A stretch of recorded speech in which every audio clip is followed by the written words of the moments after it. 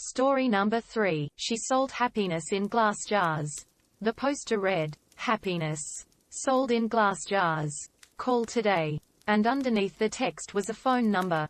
I was walking home from a long, exhausting day of work when I caught a glimpse of the paper stapled on an old telephone pole. I took a picture of it thinking it was amusing. I was going to show my wife once I got to our apartment. But I was caught up with chores and forgot about it. Dinner, dishes, laundry, packing a snack for our daughter, putting her to bed, then putting her toys away that she'd left out in the living room. Every night, it was the exact same routine. The next day, I awoke sleeping back to back with my wife. I always had to get up earlier than she did for my job. So I quietly got ready for the day and headed out the door. At work, I was updating the company's latest expense report. Most days were similar to this one.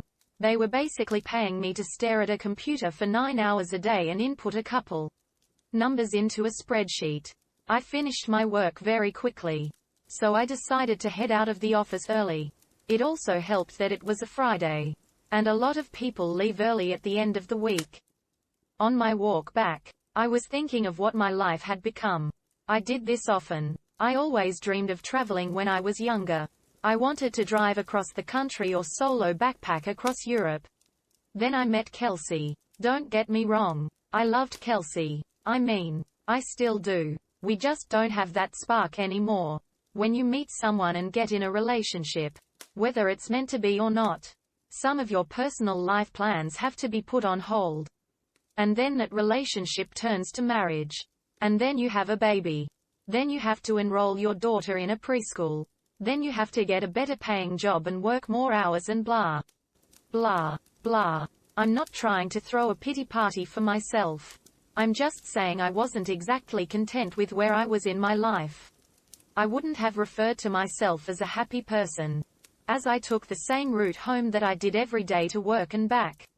I walked by the same poster I had passed the day before. I don't know why, I really don't, but I decided to call the number. I figured it would be some joke. Maybe someone just picks up and says, "I love you," on the other end and hangs up. Or maybe it's a line to a sex worker. I had no idea what to expect.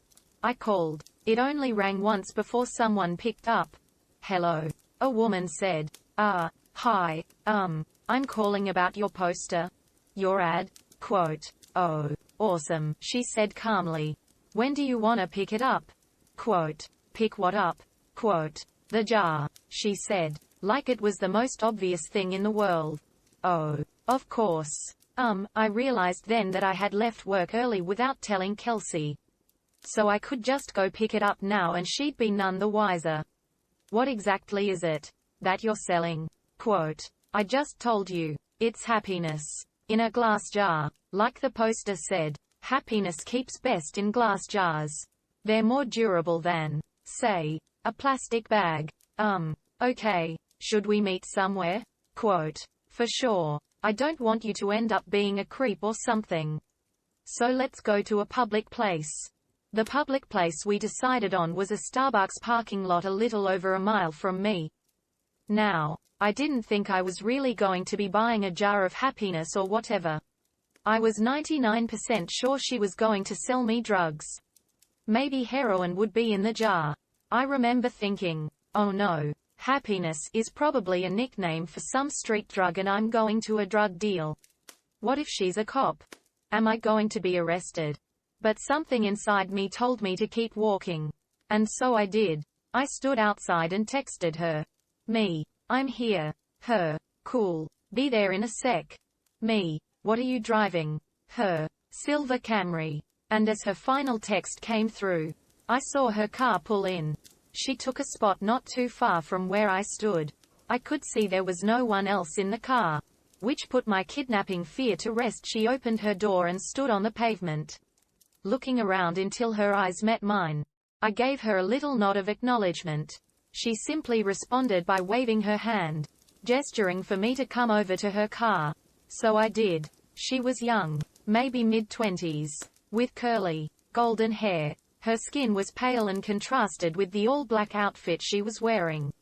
I thought she looked like Glinda the Good Witch from The Wizard of Oz had put on the Wicked Witch's clothes. Nice day out, she said as a greeting. Oh, yeah it is. Hadn't really paid attention to it. You were the one that called about the jar, right? Quote. Yeah, that was me. Cool. Well, here you go. She handed me a very small glass mason jar. It couldn't have been more than 2 inches tall. Inside of it was a light. Not a light bulb. Just light. It was like someone bottled up sunshine. It glowed even in the mid-afternoon daylight. It looked like a tiny sun. Or a tiny universe existing in this little crystal-walled home. I was admiring it with no attempt to hide the awe on my face. Pretty rad, isn't it? Quote. What is it? Quote. You've asked that, like, 3 different times. I think. My answer is still the same. It is happiness. Happiness in a glass jar. What do I do with it? Quote. Keep it, she said simply. If you have any problems, shoot me a text. She started to get into her car. Wait. I said. I thought you were selling this. How much is it? Quote. Don't worry, man, she said with a smile. You'll pay. She closed her door and I stepped out of her way as she backed up. Then drove off. What the hell had just happened? What was I holding? I looked down at the jar again. Its radiance was simply mesmerizing. I put it in my pocket and could see its glow slightly through my pants. I began to walk home. What was just a nice, sunny day quickly changed into a rainy one with clouds wrapping the sky. It was not forecasted that it would rain. Or else I would have ridden the bus or subway to work that day. I jogged home trying not to get too drenched. I finally found shelter once I made it to my apartment building. I walked up to my door and found that my key wasn't on my key ring anymore. Shit. I can't believe I lost it again. I thought. I knocked on the door and said in a somewhat loud voice. Hey babe, it's me. I don't know what happened to my key. I heard the door being unlocked from the other side. When the door opened, I was greeted by a large, heavy-set man with greasy hair and unkempt goatee. He said, I think you got the wrong door, bud. Oh, I said, disoriented. My bad. Sorry. Have a good one. He let out a chuckle as he closed the door. Apartment number 33. I know that was my apartment. I know it was. I'd been in apartment 33 for 5 years now. But that was not my apartment. From what I could see inside, all the furniture was different. It was painted a different color. It was all wrong. I felt like I'd hit my head and was drugged.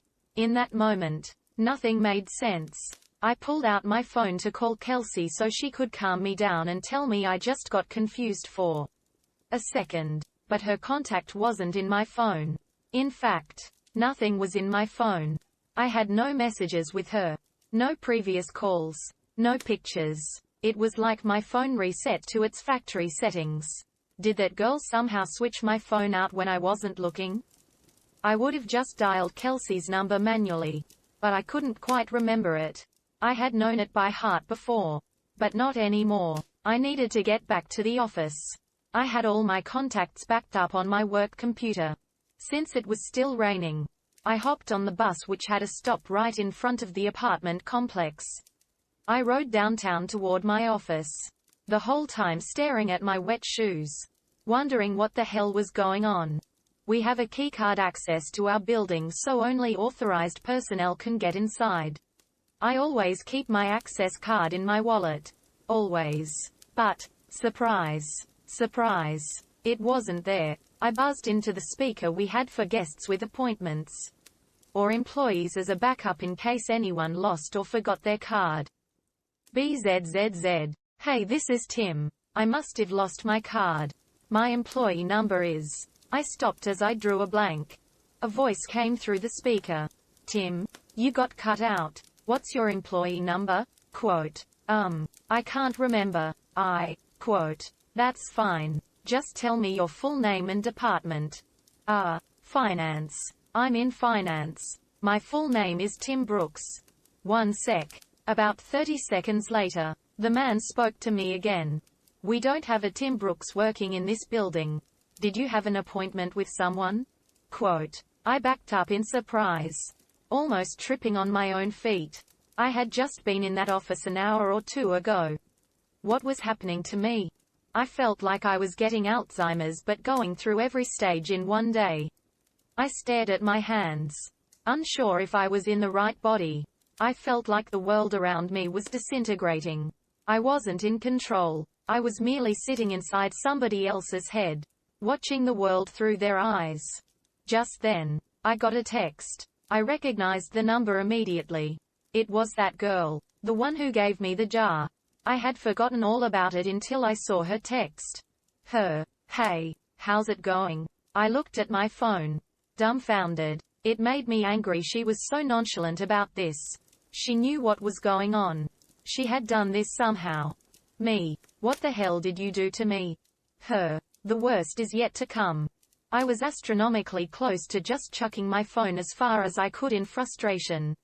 I took the jar out of my pocket. It looked unchanged, still glowing just as bright. What the fuck did you do? I yelled at the jar, realizing I probably looked like a lunatic. As I stared at its glistening glass, I realized something. I didn't know what my wife's face looked like anymore. I knew her name. Well, I know it started with AK. Or maybe AC. I couldn't picture her in my mind. I knew I had a wife. I knew I did. Yes. Because I had a daughter. I had a wife and a daughter. I just couldn't remember their faces then. Or their names. Or their birthdays. Or any memories I had with them. I know they existed. They did exist. I had just seen them that morning. Right. I couldn't remember how she looked. Or what she smelled like. What was our first date? We had a wedding, right? What about our first kiss? Or my daughter? Or was it my son? Maybe I didn't even have a kid. But my wife, or girlfriend, she was real. I knew she was. The thought was tearing me apart. I couldn't see her in my head. I couldn't recall a single fact about her. I was standing outside of the same building, but I was unsure why I was. Did I work there? I must work somewhere. The rain was accompanied by a chilly wind now. It was whipping at my face, making my nose and cheeks sting. I wanted to go home. I wanted to be with her. I wanted to be warm. I wanted to go into a shitty office job that kept a roof over my head. I wanted it all. I was soaking wet. I was miserable. I couldn't remember my parents. Or my childhood. Did I even have any friends? Why was I in the rain? I looked down at my hand. I was still clutching the jar. The only memory of my entire life I could concretely remember was that girl giving it to me, telling me it was happiness. It did not bring happiness. It brought pain. It brought suffering. I was more miserable in that moment than I'd ever been. My phone buzzed. Break the jar. Tim. I looked at my other hand. With the setting sun and the rainy sky, I swear the jar glowed brighter than any street light near me. I didn't break it because I was following her instruction. I broke it because I was angry. I broke it because I was upset. I needed a release. I raised my arm above my head and brought it down with one swift motion, shattering the jar on the concrete beneath my feet. That dark, chilly air accompanying the rain spread away like it was the shockwave of a bomb going off. And I was at the epicenter. I saw the warm, yellow light from inside the jar spread rapidly across the ground and ascend into the sky. It was as if I was watching the beginnings of the universe being created. Like God had just snapped his fingers and said, "Let there be light." I was engulfed in it. I could no longer see street or rain, or anything dark. I felt like I was plummeting into a star going faster than the speed of light. It felt like sitting in front of a fire on a cold winter's night. But that warmth was covering every inch of my body. And then I blinked. Immediately I could feel the sheets beneath me, and my back barely touching my wife's. I was staring out the window. The morning light drenched through the glass and gleamed on my face. I stood from bed and grabbed my phone. It was Friday morning. I had one text. "Let me know if you ever need another jar." I called in sick to work. I snuck into my daughter's room and greeted her with a kiss and told her she didn't have to go to preschool today. We were going to have a family day. She smiled and stretched out her arms with a yawn before curling up and falling back asleep. I got back in bed and squeezed my wife tightly. I didn't let go for hours. Our daughter came into our room and woke us up eventually. She was jumping on the bed and shouting for us to wake up. Yesterday I may have found that annoying. Yesterday I may have found a lot of things annoying, or monotonous, or dull. But not today. Today, I pulled her under the covers in between me and Kelsey. Today was going to be a good day. Today, I was happy.